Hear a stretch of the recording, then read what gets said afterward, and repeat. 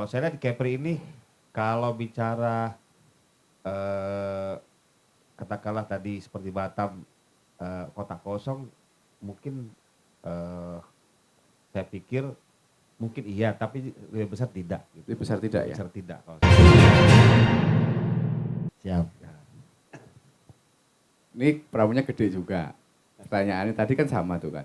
Sekalian merespon apa yang disampaikan oleh Bang Asmin. Sikap dari PKS sebenarnya seperti apa untuk di Pilkada Kepri? PKS jagonya banyak tuh. Baik, yang pertama yang ingin kami sampaikan di PKS itu ketika dalam memutuskan, Ya, dia akan melihat beberapa variabel. Ya, kemudian bisa dia linear dan juga bisa tidak. Ya, karena kan untuk kita kan tanding mau menang sebenarnya. ya, Ya, bukan masalah perahu aja kan. Ada 3 aspek kalau kita mau menang. Yang pertama adalah elektabilitas, kemudian jaringan atau mesin partai, dan yang ketiga ada finance. Ya. Nah, ini terkait elektabilitas. Tidak serta-merta orang yang memiliki banyak kursi, dia memiliki katakanlah kader yang memiliki elektabilitas yang tinggi. ya, Gitu. betul. Nah, khusus untuk PKS, kami juga udah survei. Misalnya udah lihat pertama 6 kursi. 6 kursi ini Tambah 4 sebenarnya 10 udah bisa. ya, 6 kursi kan. Ini kita dulu nih, kita Oke, dulu kan 6 ya. kursi. Kemudian kita coba lihat kader-kader kita. Ya, kita tahu diri juga kan.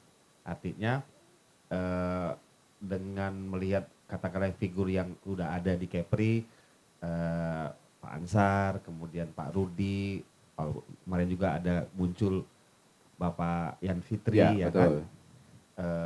Nah, mungkin posisi kami dengan variabel-variabel itu ya lebih cocok kalau kami memberikan perahu, kami pingin dong ada kader PKS yang juga tampil, Ya, minimal jadi wakil gubernur. 6 kursi soalnya kan. Ya, 6 kursi. Ya, kurang 3 lagi kan bisa Ya. maju benar kan. Jadi beberapa variabel-variabel aspek itulah yang kami akan lihat ya. Artinya bahwa kami juga harus berkoalisi, ya, berkomunikasi. Kemarin juga kami udah komunikasi dengan Golkar, kemarin juga dengan Nasdem dan partai-partai yang lain ya. Ini artinya bahwa ada terbuka lah. Kalau saya lihat di Kepri ini, kalau bicara katakanlah tadi seperti Batam, kota kosong, mungkin saya pikir mungkin iya, tapi lebih besar tidak. Gitu. Lebih besar tidak Lebih ya? besar tidak kalau saya melihat, karena melihat beberapa variabel-variabel tadi, ya, kemudian juga saya ingin sampaikan kepada teman-teman bahwa apa yang terjadi di lokal di daerah Kepri juga dipengaruhi oleh yang nasional. Ya. Ya. Contoh misalnya ada kompensasi kita akan dukung di daerah Sumatera Barat. Sumatera Barat, kemudian untuk di Kepri kami akan dukung ini. Jadi ini juga melihat secara global, nggak bisa hanya sebatas Kepri gitu, ya. Itu juga jadi variabel-variabel yang dalam menentukan koalisi atau mengajukan kandidat seperti itu. Ya, ya, ya. Nah, seberapa besar misalnya keyakinan bahwa nanti akan lebih dari satu pasangan. Sementara di PKS kan di Batam bergabung. Ya. Artinya kan bisa jadi tidak linear nanti, Bang. Kalau saya lihat ini sederhana aja. Pertama yang paling siap untuk bertarung yang punya kursi adalah Golkar dan Gerindra. Betul. Ya. Kemudian kita yakin bahwa Golkar dengan Pak Ansar incumbent dia akan tampil.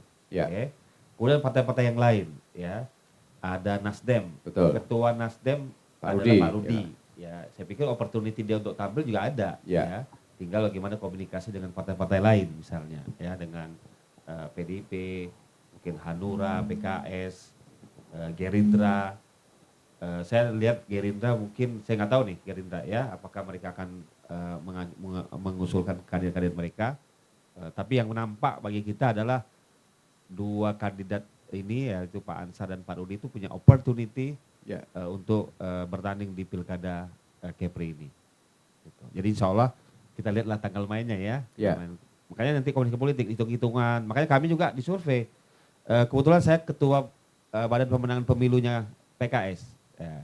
Jadi kalau kami itu dalam menentukan itu harus ada hasil survei, kemudian bagaimana komunikasi politik, ya. Jadi ada beberapa variabel yang nanti akan ditentukan oleh tim penilai independen. Nah, oke, ini layak seperti itu.